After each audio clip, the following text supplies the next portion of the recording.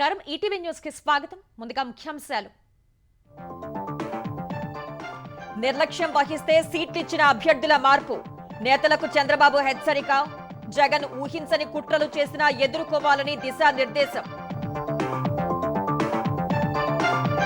పొత్తు వల్ల సీట్లు దక్కని నేతలకు చంద్రబాబు బుజ్జగింపులు భవిష్యత్తుకు హామీ ఇచ్చిన అధినేత ఇంకా ప్రకటించని స్థానాలపైన సంప్రదింపులు కాంగ్రెస్ భాజపాలకు ఓట్లు అడిగే హక్కు లేదన్న కేటీఆర్ మేడారంలో సీఎం అబద్ధాలు చెప్పారని ధ్వజం కార్యకర్తలను కాపాడుకోవాలని పిలుపు గ్యారంటీలు అమలు చేసే సత్తా కాంగ్రెస్ కు లేదన్న కిషన్ రెడ్డి వచ్చే ఎన్నికల్లో హస్తం పార్టీ గెలవదని జోస్యం జోరుగా సంకల్ప యాత్రలు రేపటి నుంచి సింగరేణి కార్మికులకు కోటి బీమా పథకం అమలు 80% ఉద్యోగాలు స్థానికులకే దక్కుతాయన్న ఉప ముఖ్యమంత్రి భట్టి మంగళగిరి ఎయిమ్స్ ను జాతికి అంకితం చేసిన ప్రధాని విశాఖలో ఫుడ్ టెస్టింగ్ ల్యాబ్ సహా పలు ప్రాజెక్టులకు వర్చువల్ గా ప్రారంభోత్సవం గుజరాత్ లో ప్రధాని స్కూబా డైవింగ్ సముద్రంలో మునిగిన ద్వారక వద్ద పూజలు దేశంలోనే పొడవైన తీగల వంతెన ప్రారంభించిన మోదీ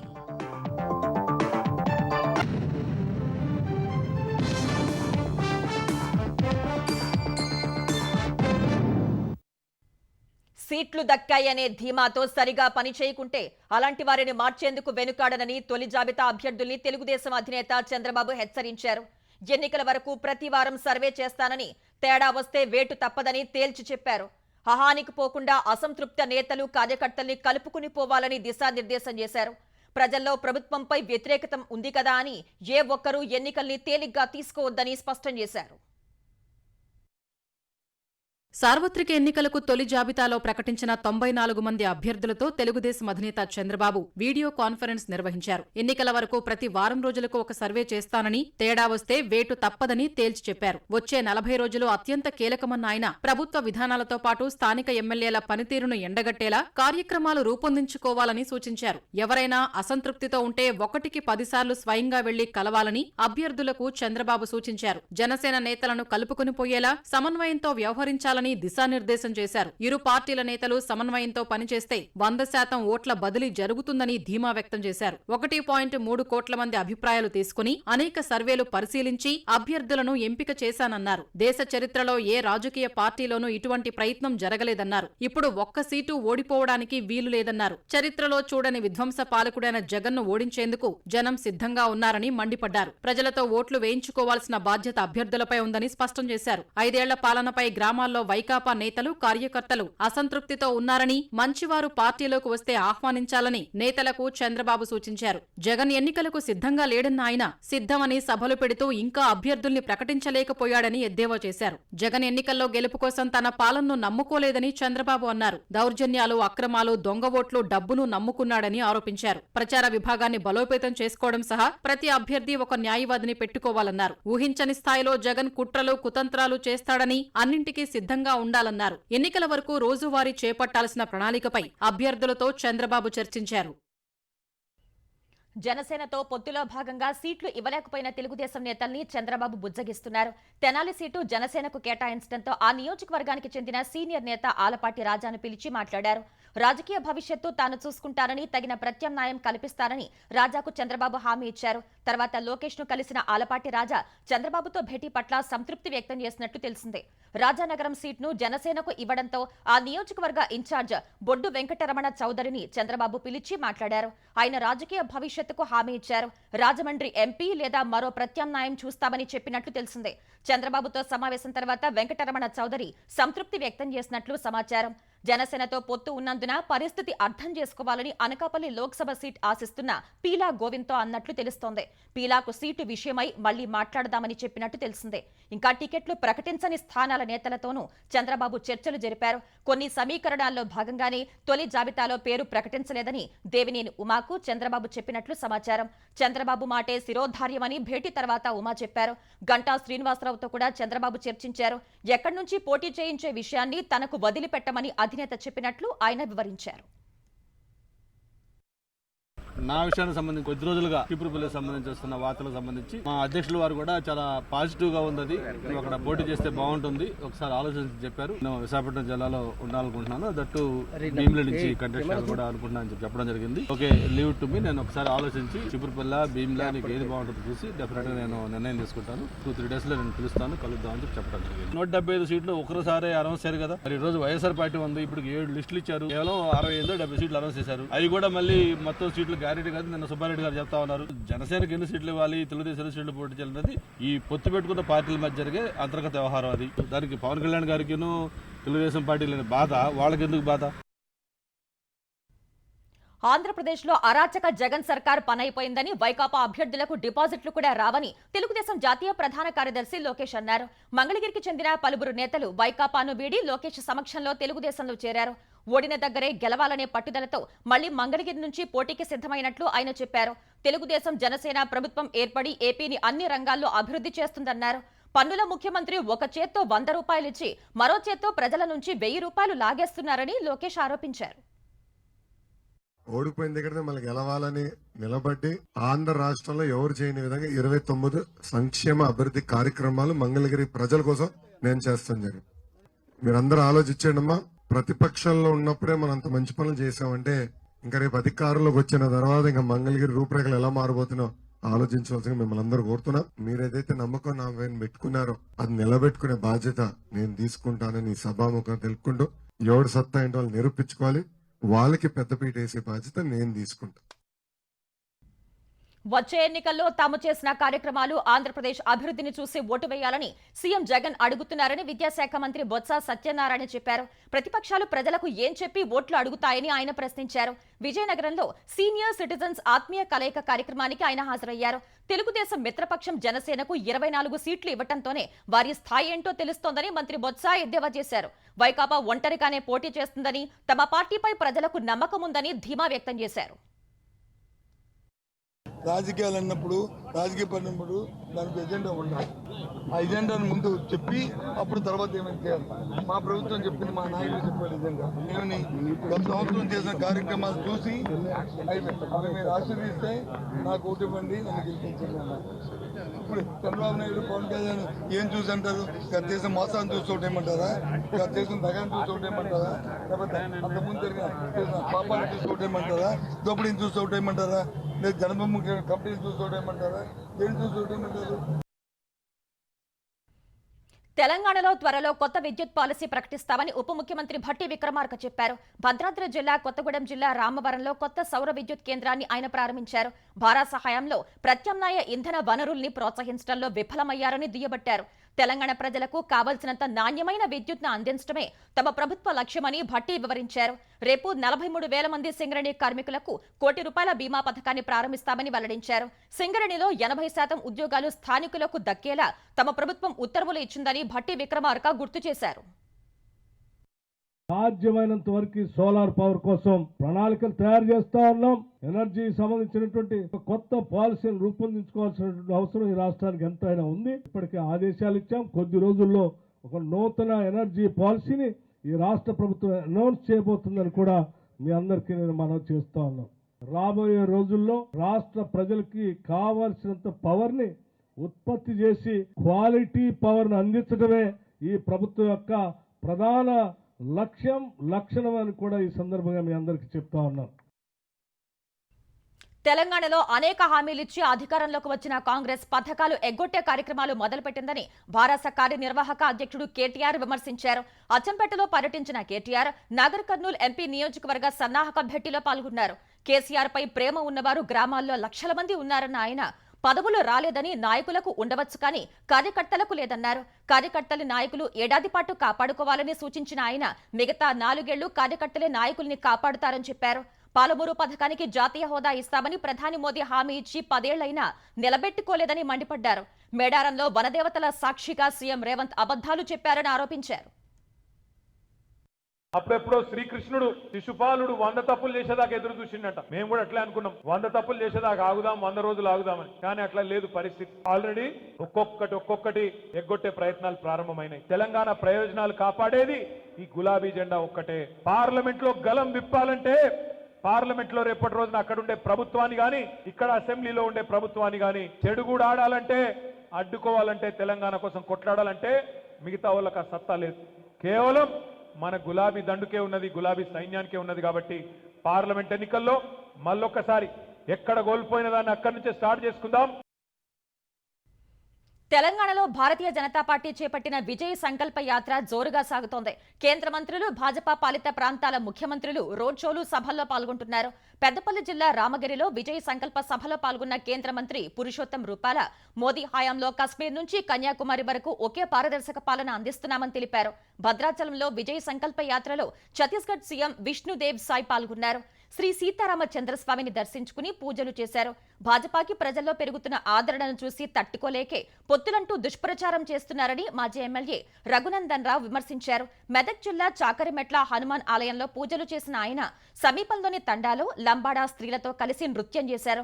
మెదక్ జిల్లా తూప్రాన్లో జరిగిన కార్యక్రమంలో పాల్గొన్న భాజపా తెలంగాణ అధ్యక్షుడు కిషన్ రెడ్డి ఇచ్చిన 6 గ్యారంటీలు అమలు చేసే సత్తా కాంగ్రెస్ ప్రభుత్వానికి లేదని విమర్శించారు.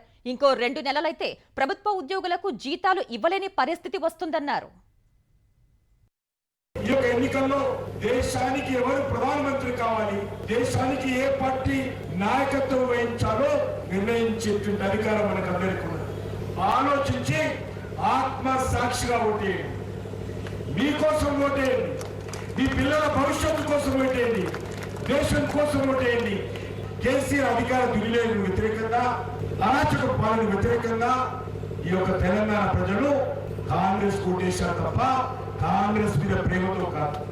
తెలంగాణలో కూడా కాంగ్రెస్ పార్టీ వచ్చేటువంటి ఎన్నికల్లో గెలిచేది లేదు, చర్చలేదు. టీఎస్ఆర్టీసీని ప్రభుత్వంలో విలీనం చేసే తేదీని ప్రకటించాలని మాజీ మంత్రి భారాస ఎమ్మెల్యే హరీష్ రావు డిమాండ్ చేశారు. ఈ మేరకు సీఎం రేవంత్ రెడ్డికి బహిరంగ లేఖ రాశారు. కార్మికులు, ఉద్యోగుల భద్రత, సంస్థ ఆర్థిక పరిస్థితిని దృష్టిలో పెట్టుకుని భారాస ప్రభుత్వం ఆర్టీసీని ప్రభుత్వంలో విలీనం చేసేందుకు అసెంబ్లీలో బిల్ ప్రవేశపెట్టిందని తెలిపారు. బిల్లుకు గవర్నర్ ఆమోదం తెలిపినప్పటికీ ఎన్నికల కోడ్ నేపథ్యంలో అప్పట్లో అపాయింటెడ్ డేని ప్రకటించలేకపోయామని హరీష్ రావు పేర్కొన్నారు. కాంగ్రెస్ సర్కార్ ఏర్పడి 2.5 నెలలు అవుతున్నా ఇప్పటి వరకు ఆర్టీసీ విలీనం ఊసెత్తలేదన్నారు. ఆర్టీసీ బస్సుల్లో మహిళలకు ఉచిత ప్రయాణం పథకం ప్రారంభించిన రోజే విలీన జీవో విడుదల చేస్తారని కార్మికులు భావించారన్నారు. మహిళలకు ఉచిత బస్ సర్వీసులు ప్రారంభించిన తర్వాత కండక్టర్లు, డ్రైవర్లపై పని భారం పెరిగిందని హరీష్ అన్నారు. ఈ నేపథ్యంలో వారి సేవను గుర్తించి వెంటనే విలీన తేదీని ప్రకటించాలన్నారు. రద్దీ దృష్ట్యా మరో 2000 బస్సులు కొనుగోలు చేయాలని డిమాండ్ చేశారు. ఆంధ్రప్రదేశ్లో మంగళగిరి వద్ద నిర్మించిన అఖిల భారత వైద్య విజ్ఞాన సంస్థ ఎయిమ్స్ ను ప్రధాని నరేంద్ర మోదీ జాతికి అంకితం చేశారు. గుజరాత్లోని రాజ్కోట్ నుంచి ప్రధాని వర్చువల్ గా మంగళగిరి ఎయిమ్స్ ను ప్రారంభించారు. ఇదే వేదిక నుంచి పంజాబ్లోని బఠిండా, ఉత్తరప్రదేశ్లోని రాయ్బరేలీ, పశ్చిమ బంగాల్లోని కళ్యాణి, గుజరాత్లోని రాజ్కోట్లో నిర్మించిన ఎయిమ్స్ లను మోదీ ప్రారంభించారు. మొత్తం 48,100 కోట్ల విలువైన మౌలిక సదుపాయాల ప్రాజెక్టులకు ప్రారంభోత్సవాలు, శంకుస్థాపనలు చేశారు. మంగళగిరి ఎయిమ్స్ ప్రారంభోత్సవంలో ఆంధ్రప్రదేశ్ గవర్నర్ జస్టిస్ అబ్దుల్ నజీర్, కేంద్ర మంత్రులు ప్రహ్లాద్ జోషి, భారతీ ప్రవీణ్, ఏపీ ఆరోగ్య మంత్రి బెడదల రజని, భాజపా రాష్ట్ర అధ్యక్షురాలు పురంధేశ్వరి పాల్గొన్నారు. 900 పడకల సామర్థ్యంతో మంగళగిరి ఎయిమ్స్ నిర్మించగా ప్రస్తుతం 700 పడకలతో రోగులకు సేవలందిస్తున్నారు. మొత్తం 41 విభాగాలను ఎయిమ్స్ లో ఏర్పాటు చేశారు. విశాఖలో నిర్మించిన micro biology food testing lab, mobile food testing lab, PM అభిమ్ పథకం కింద నిర్మించిన 9 క్రిటికల్ కేర్ బ్లాకుల్ని కూడా ప్రధాని జాతికి అంకితం చేశారు. కాకినాడలో 100 పడకల ఈఎస్ఐసి ఆసుపత్రిని కూడా ప్రారంభించారు. తిరుపతి ఓట్ల అక్రమాలపై కేంద్ర ఎన్నికల సంఘం తీసుకున్న చర్యలు కంటితుడుపు చర్యేనని సిటిజన్స్ ఫర్ డెమోక్రసీ కార్యదర్శి నిమ్మగడ్డ రమేష్ కుమార్ అన్నారు. ఓటు వేద్దాం, ప్రజాస్వామ్యాన్ని బలోపేతం చేద్దాం అనే నినాదంతో రాష్ట్ర స్థాయి కళాజాతరను విశాఖలో ప్రారంభించారు. 26 జిల్లాల్లో కళాజాతాల ద్వారా ప్రజల్లో ఓట్లపై చైతన్యం తీసుకురానున్నారు.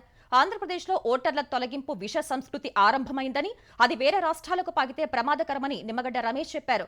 వాలంటీర్లపై సీఎం జగన్, మంత్రులు చేస్తున్న వ్యాఖ్యలను ఆయన తీవ్రంగా ఖండించారు. అవ్వాతాతల్ని ఎలక్షన్ బూత్ల దాకా తీసుకువెళ్ళి ఓటు వేయించే బాధ్యత వాలంటీర్స్గా తీసుకువెళ్ళాలి అని చెప్పేసి రాష్ట్ర ముఖ్యమంత్రి గారే స్వయంగా చెప్తున్నట్టు పత్రికాముఖంగా వచ్చిన వార్తలు నేను చూశాను. ఎలక్షన్ కమిషన్ ఆదేశాలని సవాలు చేసేలాగా ఉందని కూడా సిటిజన్స్ ఫర్ డెమోక్రసీ భావిస్తున్నాం. రెవెన్యూ మినిస్టర్ గారు ఆయన వాలంటీర్స్ ఎలక్షన్ బూత్లో ఏజెంట్స్గా కూర్చోడానికి ఎటువంటి నిబంధనలు అడ్డు రాలేదని చెప్పి ఆయన చెప్తున్నారు. ఇది చాలా విడ్డూరంగా ఉంది. ఎలక్షన్ కమిషన్ వాలంటీర్స్ను దూరంగా పెట్టాలి, ఎన్నికల ప్రక్రియలో వాళ్ళ నీడ కూడా పడకూడదు అని ఎలక్షన్ కమిషన్ ఆదేశాలు ఇచ్చిన తర్వాత ఇటువంటి సంఘటనలు జరగటం ఇది దేనికి చిహ్నం? ఆంధ్రప్రదేశ్ వ్యాప్తంగా గ్రూప్ 2 పరీక్ష ప్రశాంతంగా జరిగిందని ఏపీపీఎస్సీ చైర్మన్ గౌతమ్ సవాంగ్ తెలిపారు. ఈ పరీక్షకు 4,83,535 మంది అభ్యర్థులు దరఖాస్తు చేయగా 95.8% మంది హాల్ టికెట్లను డౌన్లోడ్ చేశారన్నారు. పరీక్షలు జరిగిన తీరును విజయవాడ ఏపీపీఎస్సీ కార్యాలయం నుంచి ఆయన పర్యవేక్షించారు. గ్రూప్ 2 ప్రిలిమ్స్ లో ఎక్కడ మాల్ ప్రాక్టీస్ జరగలేదన్న గౌతమ్ సవాంగ్ చిత్తూరు జిల్లాలో ఫేక్ అడ్మిట్ కార్డుతో ఒకరు పరీక్షకు హాజరు కాగా పట్టుకున్నట్లు తెలిపారు. మార్చి 17న గ్రూప్ 1 ప్రాథమిక పరీక్షను కూడా పకడ్బందీగా నిర్వహిస్తామని సవాంగ్ చెప్పారు. చాలా మంది క్యాండిడేట్స్ ఆస్పిరెంట్స్ కూడా గ్రూప్ 1 ఎగ్జామ్ కోసం ఎదురు చూస్తున్నారు. ఈ 17th మార్చ్ ఎగ్జామ్ కూడా ఇదే ప్రకారంగా చాలా పకడ్బందీగా, చాలా ట్రాన్స్పరెంట్ అండ్ అకౌంటబుల్ ప్రాసెస్ ద్వారా ఇట్ విల్ బీ హెల్డ్. ఏదో కొందరు దుష్ప్రచారం కూడా మధ్యలో ట్రై చేస్తారు. ఈ ఎగ్జామ్ పోస్ట్పోన్ చేయడము, లేకపోతే ఏదో విధంగా అది అన్ని మాటలను నమ్మకుండా candidates they should concentrate in there preparation. GHMC deputy మేయర్గా రాజీనామా చేసిన శ్రీలత, ఆమె భర్త శోభన్ రెడ్డి అధికార కాంగ్రెస్ పార్టీలో చేరారు. శ్రీలత, శోభన్ రెడ్డి దంపతులకు కాంగ్రెస్ తెలంగాణ వ్యవహారాల ఇన్ఛార్జ్ దీపాదాస్ మున్షి కండువా కప్పి పార్టీలోకి ఆహ్వానించారు. భారాసలో ఉద్యమ నాయకులకు న్యాయం జరగటం లేదని శ్రీలత దంపతులు చెప్పారు. ఉద్యమకారుల్ని కేసీఆర్ పక్కన పెట్టడం వల్లే భారాసకు రాజీనామా చేశామన్నారు. అమరుల త్యాగాలపై ప్రభుత్వాన్ని ఏర్పాటు చేసుకుని ఉద్యమకారుల్ని భారాస విస్మరించిందని మంత్రి పొన్నం ప్రభాకర్ ఆరోపించారు. భారాసలో జరుగుతున్న అవమానాన్ని భరించలేక పలువురు నేతలు కాంగ్రెస్ లో చేరుతున్నారని ఆయన వ్యాఖ్యానించారు. రంగారెడ్డి జిల్లా జెడ్పీ చైర్పర్సన్ తీగల అనితారెడ్డి, మాజీ ఎమ్మెల్యే తీగల కృష్ణారెడ్డి భారాసకు రాజీనామా చేశారు. ఈ నెల 27న చేవెళ్లలో ప్రియాంక గాంధీ సమక్షంలో కాంగ్రెస్ పార్టీలో చేరనున్నట్లు ప్రకటించారు. భారాసలో పార్టీ ప్రతిష్ట కోసం పనిచేసినట్లు కృష్ణారెడ్డి చెప్పారు. కొంతకాలంగా విధేయుల్ని, కార్యకర్తల్ని అవమానపరుస్తూ, విస్మరిస్తూ ఉండటం వల్ల కలత చెంది భారాసకు ప్రాథమిక సభ్యత్వానికి రాజీనామా చేస్తున్నట్లు వివరించారు. కార్యకర్తల సూచన మేరకే భారాసకు రాజీనామా చేసినట్లు జెడ్పీ చైర్పర్సన్ అనితారెడ్డి తెలిపారు. పార్లమెంటు ఎన్నికలు సమీపిస్తున్న వేళ తనకు సీబీఐ నోటీసులు జారీ చేయటం అనేక ప్రశ్నలకు తావిస్తోందని ఎమ్మెల్సీ కవిత తెలిపారు. తనకు ప్రచార బాధ్యతలు ఉన్నందున ఢిల్లీకి పిలవటం ఎన్నికల ప్రక్రియలో పాల్గొనకుండా అవరోధం కలిగిస్తుందన్నారు. ఈ మేరకు సీబీఐకి కవిత లేఖ రాశారు. సిఆర్పీసీ సెక్షన్ 41A కింద జారీ చేసిన నోటీసుల్ని రద్దు చేయాలని లేదా ఉపసంహరించుకోవాలని కోరారు. సీబీఐకి ఏవైనా ప్రశ్నలకు సమాచారం కావాలనుకుంటే వర్చువల్ పద్ధతిలో హాజరవుతానని స్పష్టం చేశారు. ముందే నిర్ణయించిన కార్యక్రమాలు ఉన్నందున ఈ నెల 26న విచారణకు హాజరు కావటం సాధ్యం కాదని సీబీఐకి రాసిన లేఖలో తెలిపారు. సెక్షన్ 41A కింద ఎందుకు, ఏ పరిస్థితుల్లో నోటీస్ ఇచ్చారో స్పష్టత లేదన్నారు. సీబీఐ చేస్తున్న ఆరోపణల్లో తన పాత్ర లేదన్నారు. ఈడీ నోటీసులు జారీ చేస్తే సుప్రీంకోర్టును ఆశ్రయించినట్లు కవిత వివరించారు. ఆ కేసు పెండింగ్ లో ఉండగా తనను విచారణకు పిలవబోమని అదనపు సొలిసిటర్ జనరల్ సుప్రీంకోర్టుకు హామీ ఇచ్చారని పేర్కొన్నారు. సుప్రీంకోర్టులో ఇచ్చిన హామీ సీబీఐకి కూడా వర్తిస్తుందన్నారు. సీబీఐ దర్యాప్తునకు తప్పకుండా సహకరిస్తానని కవిత తెలిపారు. ఎన్నికల నేపథ్యంలో రేపటి విచారణకు ఢిల్లీ రాలేనని లేఖలో పేర్కొన్నారు. న్యాయం కోసం సుదీర్ఘకాలం వేచి చూడాల్సిన పరిస్థితుల్లో మార్పు రావాలని సుప్రీంకోర్టు న్యాయమూర్తి జస్టిస్ పమ్మడి ఘంటం శ్రీ నరసింహ ఆకాంక్షించారు.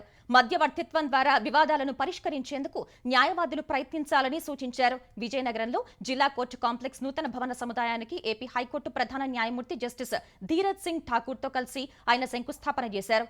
ప్రజల ఆకాంక్షలు నెరవేర్చేలా న్యాయమూర్తులు నిష్పక్షపాతంగా, పారదర్శకంగా న్యాయ వ్యవస్థను నిలపాలని జస్టిస్ ధీరజ్ సింగ్ సూచించారు. ప్రజలకు జిల్లా కోర్టులు దగ్గరగా ఉంటాయని జస్టిస్ శ్రీ నరసింహ అన్నారు. అందుకే యువ న్యాయవాదులు జిల్లా కోర్టులోని వృత్తిని ప్రారంభించేలా సీనియర్లు ప్రోత్సహించాలని సూచించారు.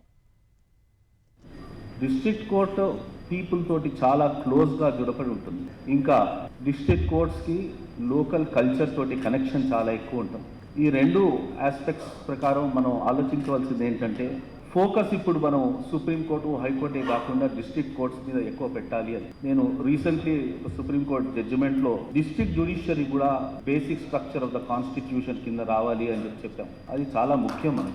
The judges to perform their duties well in a professional manner, and the advocates to discharge their obligations towards their client and their profession with equal sincerity, nobility and professionalism. A lot of trust and hope is pinned on our institution. We must never betray that trust, in my opinion.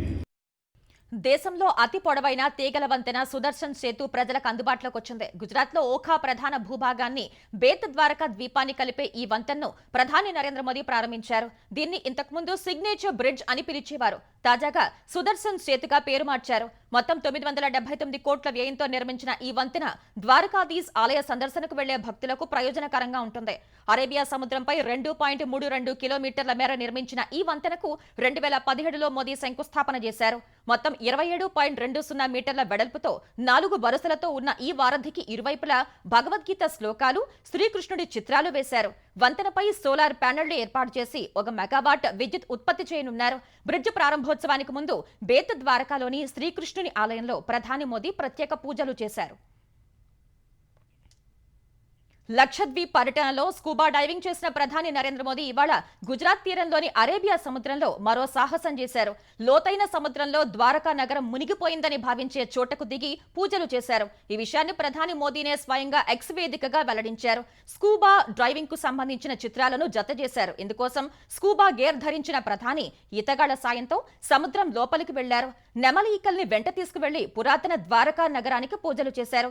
నీటిలో ద్వారకా నగరం ఉన్న ప్రదేశంలో ప్రార్థన చేయటం దివ్యమైన అనుభూతినిచ్చిందని ఎక్స్లో పేర్కొన్నారు. పురాతన యుగాల్లోని కాలాతీత భక్తికి అనుసంధానమైన అనుభూతిని పొందినట్టు మోదీ చెప్పారు.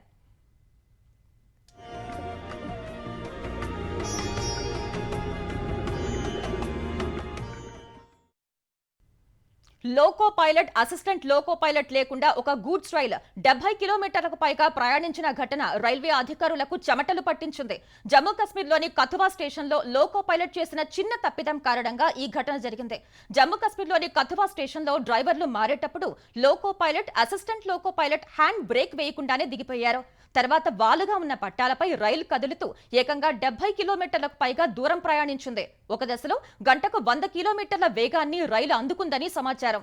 విషయం తెలుసుకున్న అధికారులు ఇసుక బస్తాల సాయంతో పంజాబ్ ముకేరియన్లోని ఉచ్చి బస్సీ సమీపంలో రైలును నిలిపివేశారు. ఈ సమయంలో మరో రైలు పట్టాలపై లేకపోవడంతో పెద్ద ప్రమాదం తప్పింది. ఈ ఘటనపై విచారణకు ఆదేశించారు.